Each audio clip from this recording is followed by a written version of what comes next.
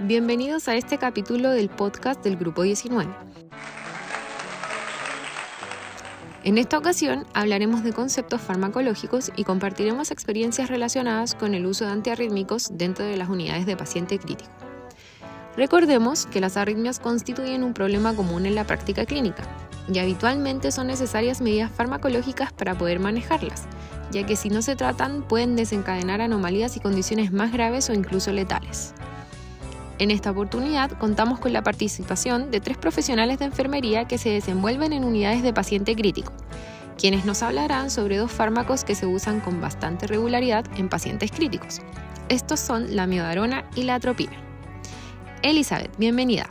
Quisiera partir hablando sobre la amiodarona, fármaco de uso frecuente para el manejo de taquiarritmias. ¿Qué nos podrías contar?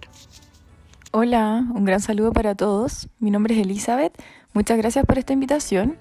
Y bueno, para comenzar hablando de la amiodarona, este es un antiarrítmico de clase 3, que prolonga la duración del potencial de acción y retrasa la despolarización en el miocardio, enlenteciendo la conducción debido a la inhibición no competitiva de los receptores alfa y receptores beta, ayudándonos así en el manejo de las taquiarritmias. Hola a todos y gracias por la invitación. Quisiera agregar que gracias a este mecanismo, con el uso de la amiodarona, logramos bloquear el automatismo del nódulo sinusoide y la inhibición de la entrada del sodio y calcio, lo que disminuye la velocidad de conducción, lo que lleva como resultado a la disminución de la frecuencia cardíaca, que es el efecto que buscamos con la administración de la amiodarona. ¡Qué interesante!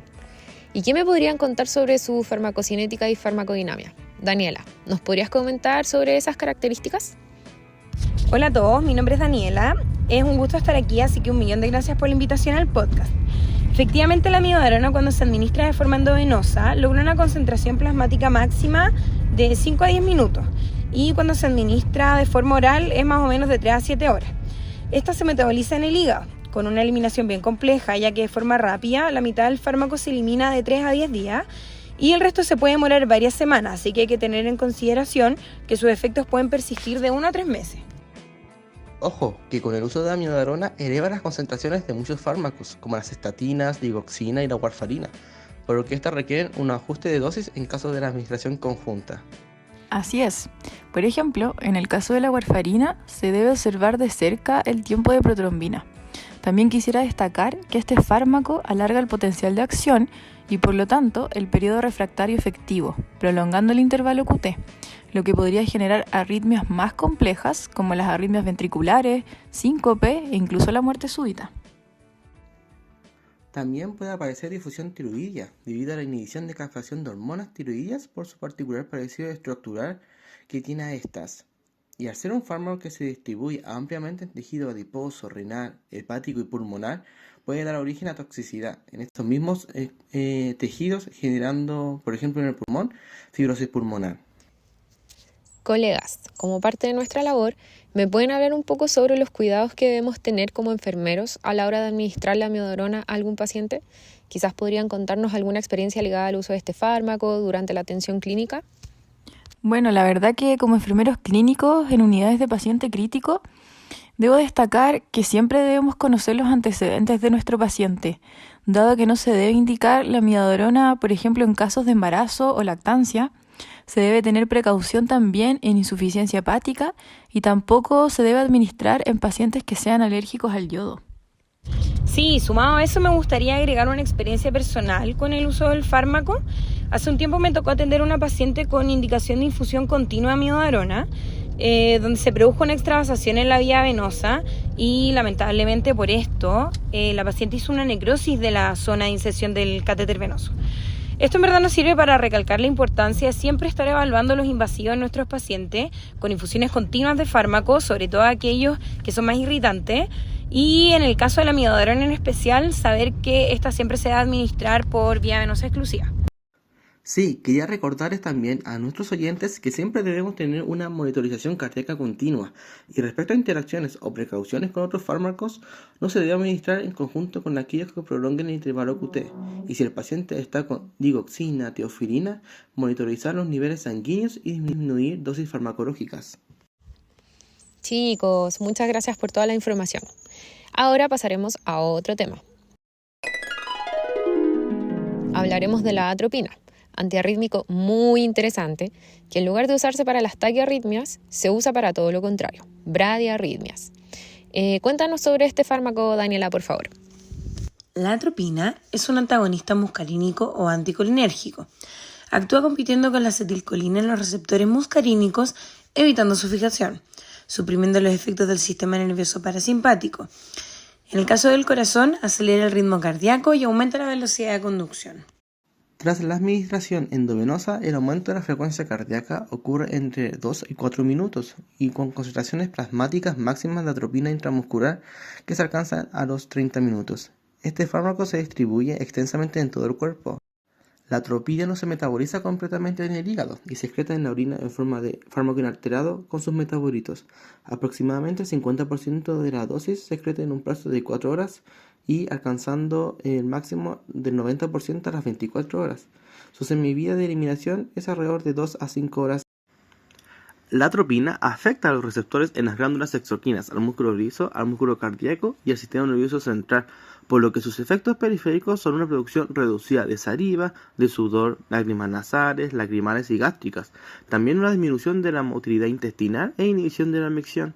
También, por otra parte, este fármaco inhibe las secreciones en todo el aparato respiratorio, relajando el músculo liso bronquial, lo que produce una broncodilatación. Increíble todos los efectos que tiene la atropina a nivel corporal. Elizabeth, ¿nos podrías contar igual el uso de la atropina en la práctica clínica? ¿Para qué la ocupamos? ¿Cuándo la ocupamos? Bueno, la atropina puede inhibir la estimulación vagal, ya que es mediada por receptores muscarínicos. Y como Daniela dijo anteriormente, esta compite con la acetilcolina para reducir la acción parasimpática. En relación a lo anterior, usamos este fármaco para acelerar el ritmo cardíaco y aumentar la velocidad de conducción. Esto es útil, por ejemplo, en caso de bradicardias y bloqueo aurículo-ventriculares grado 1. Sí, a eso quiero agregar algo. Es importante destacar que se debe tener harto cuidado en el uso de atropina en el paciente con infarto, ya que la taquicardia inducida puede incrementar la demanda de oxígeno al corazón, así que hay que tener ojo ahí. Y además de aumentar la demanda de oxígeno en el corazón, ¿existen otros efectos adversos asociados a su uso? Sí, además de lo mencionado, la atropina puede tener efectos adversos relacionados con la inhibición del sistema parasimpático, como excitación, confusión mental, alucinaciones, hipertermia, taquicardia, arritmias, sequedad bucal, estreñimiento y reflujo, náuseas también y retención urinaria. Básicamente genera un estado permanente de alerta. Interesante. ¿Y qué consideraciones debemos tener como profesionales al momento de la administración de la atropina? Daniela, ¿nos podrías hablar sobre los cuidados que debemos tener como enfermeros al administrar este fármaco? Ya, chiquillos, para ir finalizando, contarles que la enfermería cumple un rol fundamental en la gestión del cuidado. Dentro de la administración de atropina, estos cuidados van en el control permanente de la monitorización cardíaca, obviamente especial atención en aquellos pacientes que tienen enfermedades cardíacas de base, administrar según la indicación médica, usualmente en casos de bradicardia asintomática y frecuencias cardíacas menores a 30. Y para la administración directa se administra en forma de bolo, es directo y sin diluir. Complementando un poco lo que menciona acá la colega, esta debe ser administrada en dosis iniciales de 0,5 miligramos endovenosa, los cuales se pueden repetir cada 3 a 5 minutos, hasta lograr un máximo de 3 miligramos. La atropina tendrá un efecto cuando el problema de conducción se localiza más proximal, es decir, desde el nódulo atrioventricular hasta proximal, donde se ven como unos QRS estrechos. Sin embargo, no tendrá efecto, incluso pudiendo empeorar el cuadro en aquellas bradiarritmias cuyo problema de conducción se localiza distal al nódulo atrioventricular.